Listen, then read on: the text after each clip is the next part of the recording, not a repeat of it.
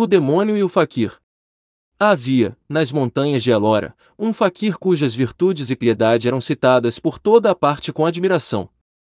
O tempo que ele não passava em oração e na contemplação dos mistérios de Brahma, empregava-o em obras de caridade, curava os enfermos, tratava dos animais doentes, animava os fracos, e cobria-se de estrume de urina de vaca quase a cada instante, em expiação das culpas cometidas pelos pecadores, a quem ele exortava para que entrassem no caminho da salvação.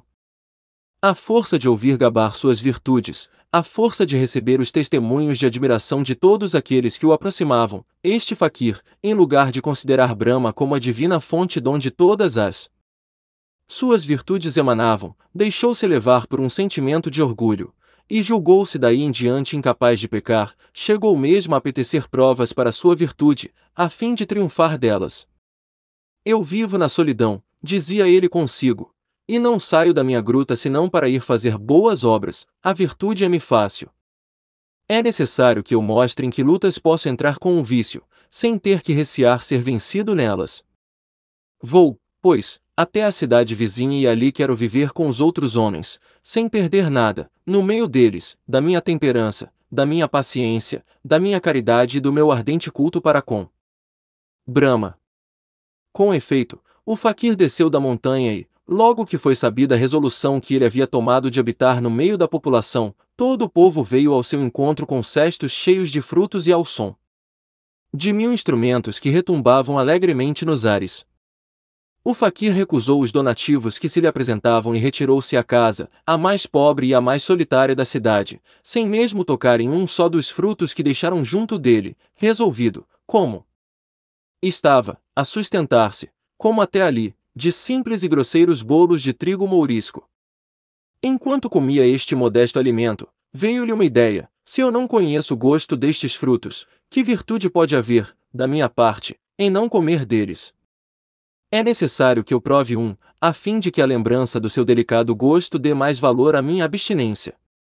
Tomou, então, um ananás e provou esta fruta doce como mel, mas, em vez de se limitar a este só fruto, em vez de tornar a tomar o seu bolo de trigo, devorou tudo que o cesto continha, e comeu por tanto tempo e tão glutonamente, que se esqueceu de rezar a sua oração da tarde e de fazer suas abluções de estrume e de urina de vaca. No dia seguinte, ele viu ir à fonte uma moça que graciosamente levava uma bilha à cabeça. "Como é bela esta moça!" disse ele consigo. "Pena que não seja eu o seu esposo." E seguiu-a até a fonte. Ali, ele soube que a mulher, a quem achava tão bela, era casada e voltou triste e pensativo para sua morada. Não saiu senão 3 dias depois e esteve 3 dias ausente. Quando voltou, estava pálido e escondia o seu capote todo ensanguentado. O marido da moça tinha morrido de uma punhalada. Passados 3 dias, no momento em que esta digna filha de Brahma se dispunha a seguir à fogueira o corpo de seu marido e a lançar-se nas chamas que deviam reuni-lo aquele que tinha sido seu senhor, sobre a terra, o faquir postou-se entre ela e a cova inflamada. "Suspendei!" exclamou ele. "Suspendei! Brahma não quer que essa mulher morra. Ele acaba de aparecer-me para me ordenar que a receba por mulher." Um murmúrio de admiração se deixou ouvir entre os sacerdotes e a multidão. Qualquer outro que não fosse o faquir teria sido feito em pedaços ao proferir palavras ímpias e desta natureza, mas veneravam-no tanto que o julgaram inspirado. O sacrifício não se acabou e o povo e os sacerdotes conduziram, como em triunfo, à sua habitação o faquir, acompanhado da sua nova esposa.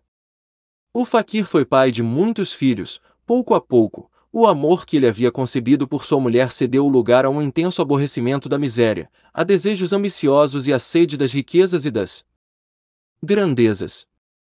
Um dia em que ele meditava tristemente nas montanhas onde havia passado a sua mocidade, apareceu-lhe um demônio. "Tu queres ser rico", disse-lhe este espírito das trevas.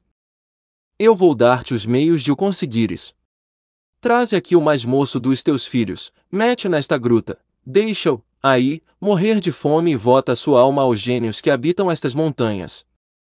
Morta a vítima, tu receberás uma cabaça cheia de ouro, a qual se encherá de novo, logo que a tiveres vazado." O faquir conduziu, no dia seguinte, seu filho, que morreu passados 8 dias, depois de horríveis sofrimentos. No momento em que exalou a alma, a cabaça mágica saiu da terra aos pés do faquir. Depois do ouro, o faquir quis palácios soberbos construídos em um momento. O gênio voltou. Dá, todos os dias, uma gota deste veneno à tua filha mais moça, disse ele. Logo que ela morrer, receberás uma vara mágica, com a qual tu edificarás, com a velocidade do pensamento, os mais belos palácios. A menina foi envenenada e morreu. O faquir recebeu a vara mágica e os palácios subterrâneos de Elora surgiram em um instante. Finalmente, o faquir quis ser imortal e chamou o gênio. Para te conceder a imortalidade, respondeu-lhe o demônio, rindo, são-me necessárias 2 almas, tua mulher e a filha que te resta. O faquir hesitou ao princípio, mas sentia-se envelhecer e, bem depressa, conduziu sua mulher e sua filha ao mau gênio. Este disse então ao faquir, toma esta faca e fere-as tu mesmo. O faquir recuou de horror. Então ficas um simples mortal, e prepara-te a morrer, porque a tua hora soou. O faquir tomou a faca, voltou a cabeça e feriu sua mulher e sua filha, que se lhe haviam lançado aos pés. O demônio deu uma horrível gargalhada e, agarrando o faquir, disse-lhe, eu prometi-te a imortalidade, sustentarei a minha promessa. Homem virtuoso, que julgaste que a tua força provinha de ti não do céu, celerado, que mataste teus filhos e tua mulher, muda-te em pedra com as tuas vítimas. Apesar da tua metamorfose, tu não perderás o sentimento, tu conservarás o pensamento no teu corpo tornado um rochedo, e servirás de exemplo e de objeto de terror aos insensatos que quiserem, como tu, deixar-se levar por criminosos sentimentos de orgulho.